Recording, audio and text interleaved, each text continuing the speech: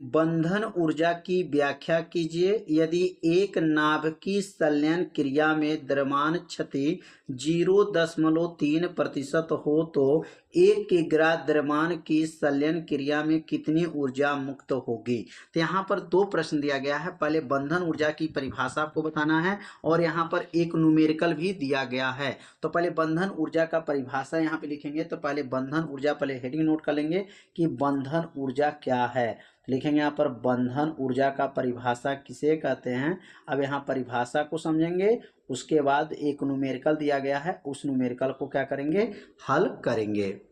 तो यहाँ पर बंधन ऊर्जा का जो परिभाषा होगा, प्रोटॉन तथा न्यूट्रॉन, क्या लिखेंगे यहाँ पर, प्रोटॉन तथा न्यूट्रॉन, प्रोटॉन तथा न्यूट्रॉन से मिलकर, प्रोटॉन तथा न्यूट्रॉन से मिलकर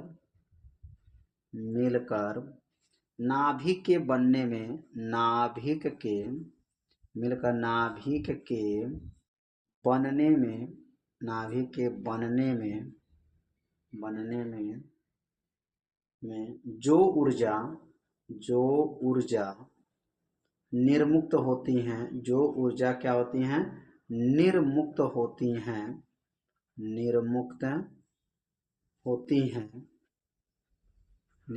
होती हैं, उसे बंधन ऊर्जा कहते हैं। उसे क्या कहते हैं, बंधन ऊर्जा कहते हैं, बंधन ऊर्जा कहते हैं। इसे बी से प्रदर्शित करते हैं। इसे किससे प्रदर्शित करते हैं, तो लिखेंगे इसे बी से प्रदर्शित करते हैं, बी से प्रदर्शित करते हैं।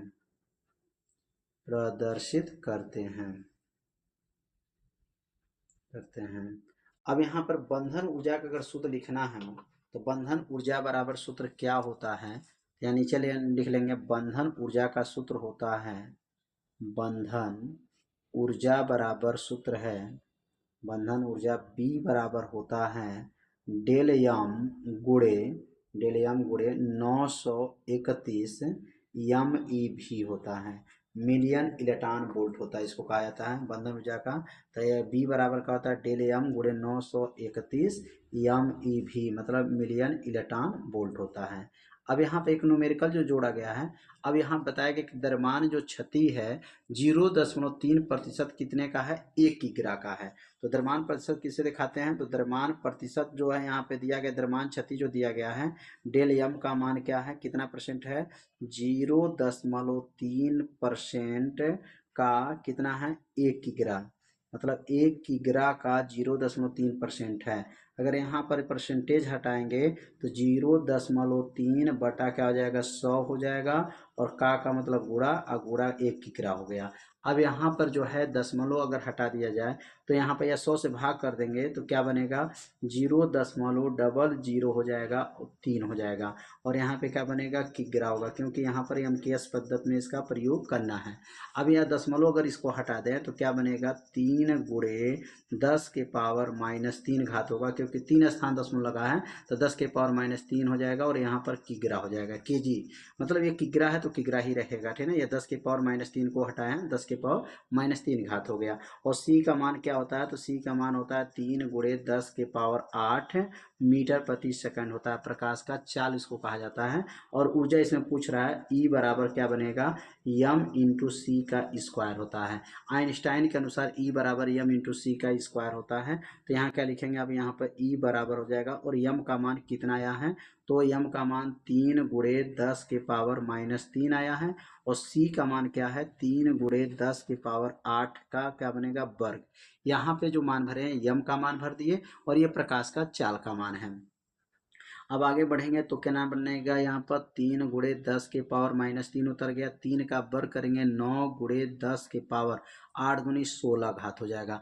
घात के ऊपर घात रहता है तो गुणा हो जाता है। अब 9 में 3 का गुणा करिए, 9 3 क्या बनेगा, 27 हो जाएगा। 27 गुणे 10 के पावर 16 में 3 जाएगा तो यहाँ पर बन जाएगा 13 हो जाएगा, 13 हो जाएगा। और ये अगर यहाँ पर एक स्थान और दशमलव घुसका दिया जाए, एक स्थान दशमलव मानक रूप बना दिया जाए, तो यहाँ का बनेगा 2.7 गुणे 10 के पावर 13 घात था, अब एक घात बढ़ गया 14 घात हो जाएगा, और यहाँ मात्रक क्या हो जाएगा, जूल में आ जाएगा, क्योंकि यहाँ पर जूल में निकाला गया है।